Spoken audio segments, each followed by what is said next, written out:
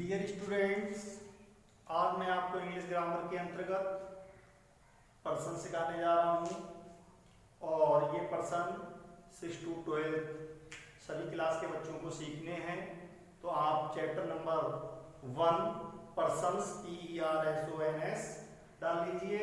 Person 3 होते हैं, first person, second person, third person. और बच्चों याद रखना, यदि आपको पर्सन समझ में नहीं आए तो आप इंग्लिश ग्रामर सीखने की कल्पना भी मत करना। प्लीज ध्यान देंगे और मेरे साथ में ही लिखेंगे। Nominative case NOMINATIVE। Nominative case mean होता है कर्ता कारक। Objective case OBJECTIVE। Objective case mean होता है कर्म कारक। Possessive case POSSESSIVE। Possessive case mean होता है संबंध कारक। पसेसिव केस को भी कई पार्टों में डिवाइड किया गया है। पहला पार्ट है पसेसिव एडजेक्टिव, विशेषण। नेक्स्ट पार्ट है पसेसिव प्रोनाउन।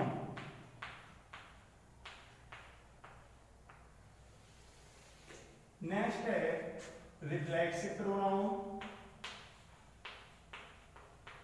Reflexive pronoun.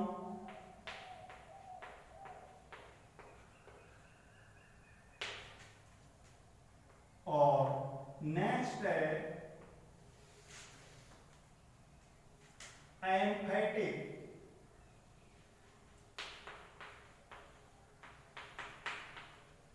या एम्फेसिजिंग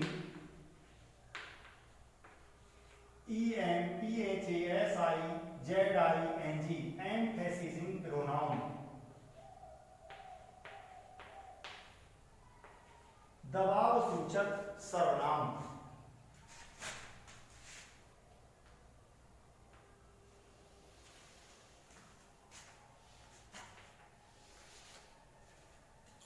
नॉमिनेटिव केस फर्स्ट पर्सन लिखेंगे आई मीन होता है मैं। आई का ऑब्जेक्टिव केस होता है मी मीन होता है मुझे या मुझको। पसेसिव एडजेक्टिव आई का पसेसिव एडजेक्टिव होता है माई मीन होता है मेरा, मेरी, मेरे। आई का पसेसिव प्रोनाउन होता है माइन मीन होता है मेरा, मेरी, मेरे। आई का रिफ्लेक्सिव प्रोनाउन होगा माई सेल्फ और माई सेल्फ मीन होता है अपने आप को, अपने आप को, अपने आप को,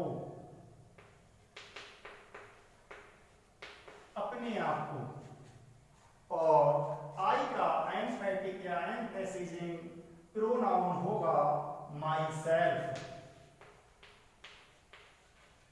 माई सेल्फ। और माई सेल्फ मीन होता है खुद, स्वयं, आप ही, आप ही।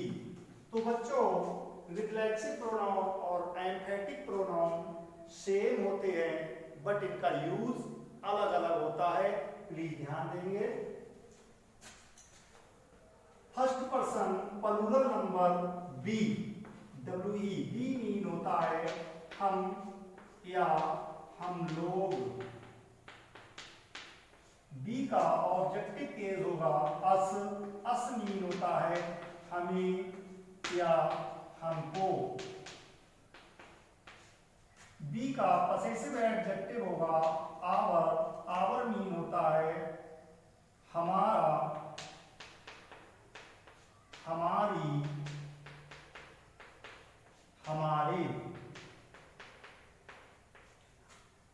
का पसेसिव प्रोनाउन होगा आवर्स।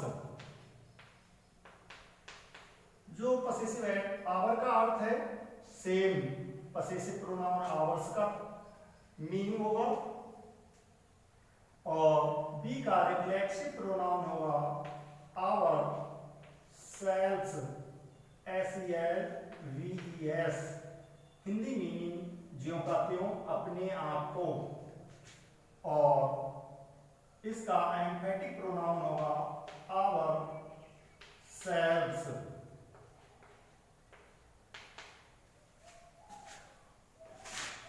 इस प्रकार आपका फर्स्ट पर्सन आई बी और उसके पार्ट क्लियर हुए।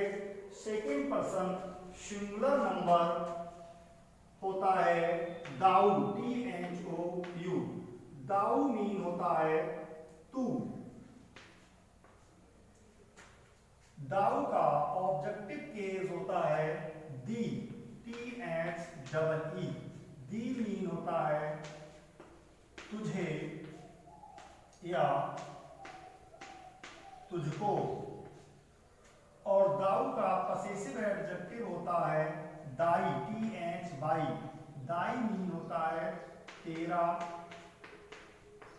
तेरी, तेरे। दाऊ का पसेसिव प्रोनाउन होगा दाइन, THINE। दाइन का मीनिंग भी सेम होगा। दाऊ का रिफ्लेक्सिव प्रोनाउन होगा दाई सेल्फ। और इसका एम्फेटिक प्रोनाउन ज्यों का त्यों होगा। Second person plural number you. You mean होता है तुम या तुम लोग। यू का ऑब्जेक्टिव केस होगा यू। यू मीन तुम्हें या तुमको।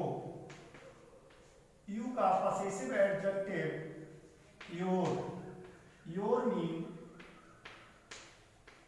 तुम्हारा, तुम्हारी, तुम्हारी और तुम्हारे। पसेसिव प्रोनाउन होगा योर्स, हिंदी मीनिंग सेम। और रिफ्लेक्सिव प्रोनाउन होगा इसका योरसेल्फ, योरसेल्व्स, क्योंकि इसका प्रयोग सिंगुलर प्लूरल दोनों में किया जाता है। और एम्फेटिक प्रोनाउन क्यों का क्यों। तो बच्चों इस प्रकार second person singular number plural number clear हुआ आपका। थर्ड पर्सन है आपका ही। ही मीन होता है वह, जो जेंट्स के लिए यूज होता है, मैस्कुलाइन में यूज होता है। ही का ऑब्जेक्टिव केस होगा हिम, उसे, उसको। ही का पसेसिव एडजेक्टिव होगा हिज, उसका, उसकी, उसके। ही का पसेसिव प्रोनाउन होगा हिज, हिंदी मीनिंग ज्यों का त्यों। और ही का रिफ्लेक्सिव प्रोनाउन होगा हिमसेल्फ, हिंदी मीनिंग अपने आप को। सी। सी का प्रयोग फेमिनिन जेंडर में यूज होता है, फीमेल के लिए यूज होता है। ही मीन वह। ही का objective case her, Hindi meaning same. Possessive adjective her, Hindi meaning उसका, उसकी, उसके। और possessive pronoun hers, HERS, Hindi meaning उसका, उसकी, उसके। हर सेल्फ,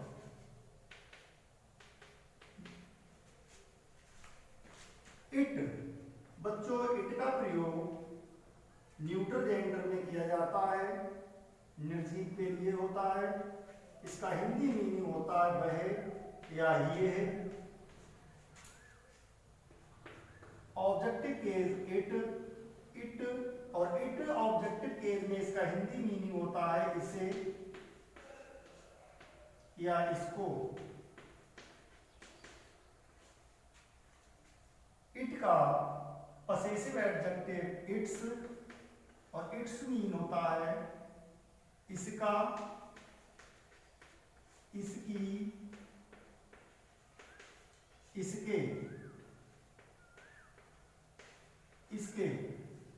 और इट का पसेसिव प्रोनाउन नहीं होता है।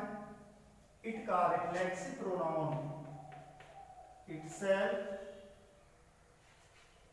का हिंदी मीनिंग अपने आप को, और रिफ्लेक्सिव प्रोनाउन एम्फेटिक प्रोनाउन ज्यों के त्यों होते हैं, ओनली हिंदी मीनिंग दोनों के अलग अलग होते हैं। ही सी इट आपका थर्ड पर्सन सिंगुलर नंबर है और इन तीनों का प्लूरल नंबर है they. Third person plural number they. They mean होता है वे या वे लोग।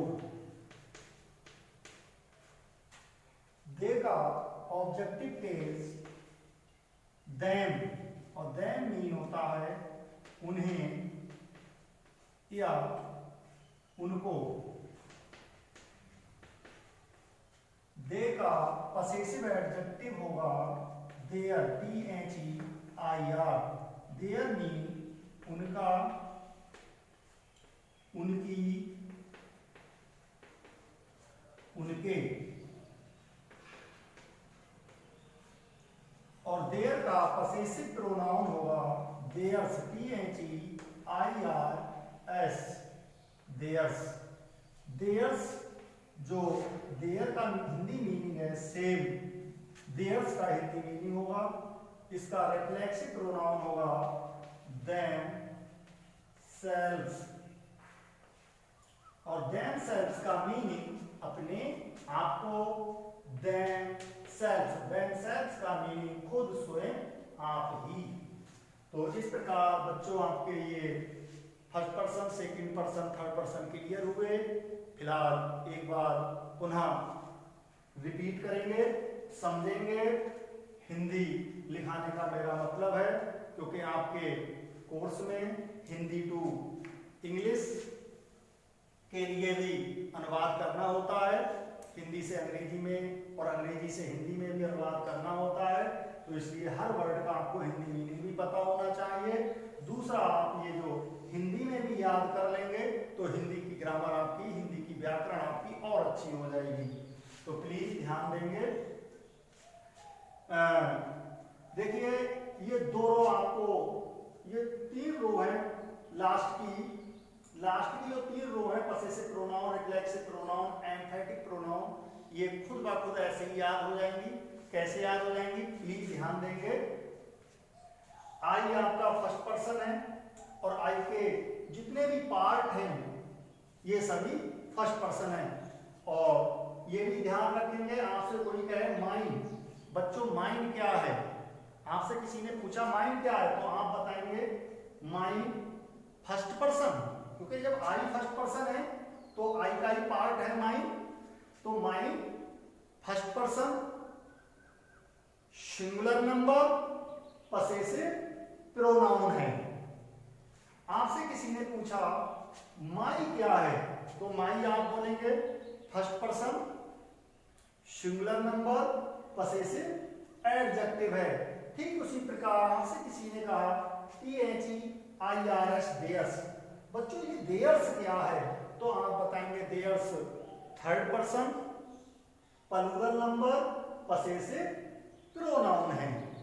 तो प्लीज ध्यान देंगे, ये लास्ट की तीन रो, ये दो रो बिल्कुल ज्यों की त्यों है, ओनली हिंदी मीनिंग अलग है।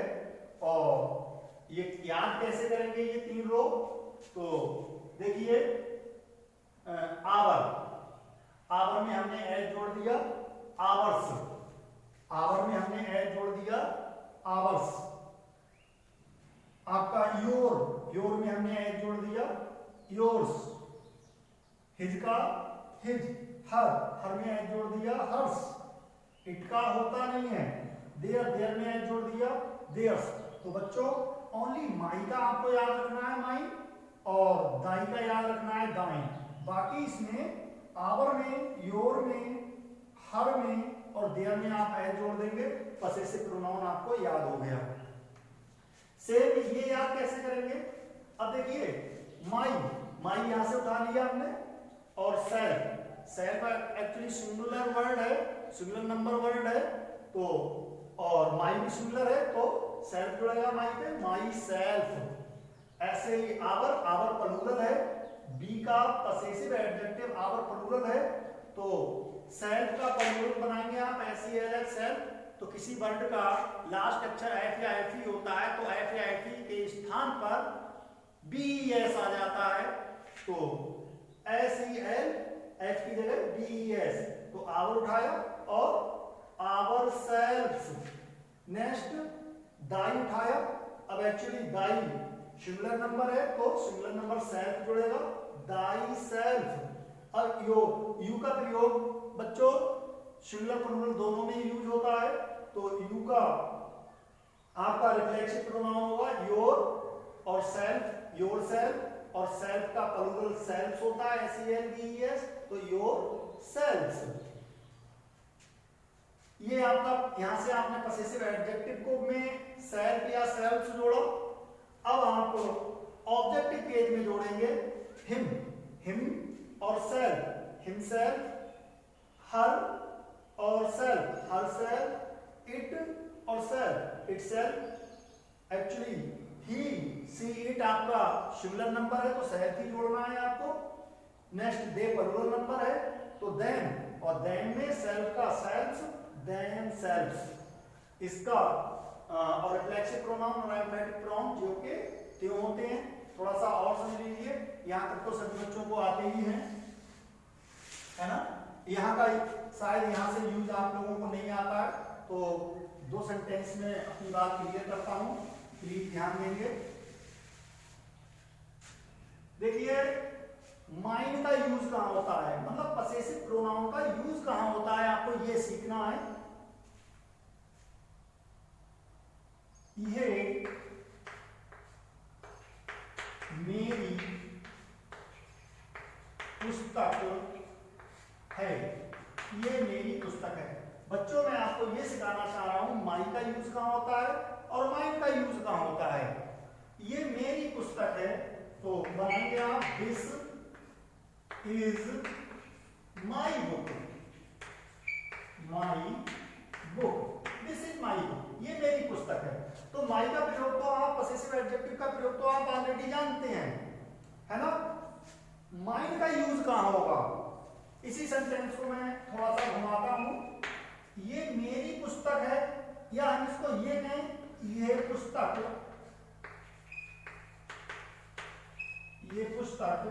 मेरी है। अभी मैंने कहा ये मेरी पुस्तक है, तो दिस इज माई बुक। अब मैंने कहा ये पुस्तक मेरी है, यहाँ अधिकार जता दिया मैंने, पसेसिव प्रोनाउन, अधिकारवाचक सर्वनाम। पसेसिव प्रोनाउन मीन अधिकारवाचक सर्वनाम, मैंने पुस्तक पर अधिकार जता दिया अपना, ये पुस्तक मेरी है, तो दिस बुक, ये पुस्तक, दिस बुक इज माइन। तो बच्चों पसेसिव प्रोनाउन का प्रयोग या तो सब्जेक्ट के रूप में होता है या ऑब्जेक्ट के रूप में होता है, अधिकार, जब किसी वस्तु पर अधिकार जताया जाए तब। दूसरा रिफ्लेक्सिव प्रोनाउन मीन होता है निजवाचक सर्वनाम, और एम्फैटिक प्रोनाउन मीन होता है दबाव वाचक सर्वनाम, दबाव सूचक सर्वनाम। और रिफ्लेक्सिव प्रोनाउन एम्फैटिक प्रोनाउन सेम होते हैं, इनका यूज अलग अलग होता है। तो इसको भी एक ही सेंटेंस के माध्यम से समझ लेंगे। आप अपने आप को जलाते हो, आप अपने आप को जलाते हो, आप अपने आप को जलाते हो। तो बच्चों ये जो हिंदी सेंटेंस है, आप अपने आप को जलाते हो, इसमें आ गया अपने आप को, और अपने आप को की अंग्रेजी आप, और आपके साथ है, आपके साथ, आपको क्या कहेंगे? यू, यू, आप, यू, और यू के साथ अपने आप को, यू के साथ अपने आप को की इंग्लिश होगी योरसेल्फ, योरसेल्फ, आप अपने आप को जला। एक्चुअली यहां आपका प्रयोग सिंगुलर प्रोनाउन के रूप में यूज हुआ है, तो आपकी अंग्रेजी यू, और अपने आप को जलाते हो तो यू, जलाना, जलाना वर्न कहेंगे VURN, यू वर्न, आप जलाते हो अपने आप को, और अपने आप को की इंग्लिश, अपने आप को की इंग्लिश आप यू के साथ क्या लिखेंगे? Yourself, yourself. मैं आपको बताना ये चाह रहा था, जो रिफ्लेक्सिव प्रोनाउन है उसका यूज वर्ब के बाद होता है, जो मेन वर्ब होती है, ट्रांसटिव या इंट्रांसटिव वर्ब होती है, उसके बाद किया जाता है। दूसरा सेंटेंस, आप ही, आप ही जलते हो,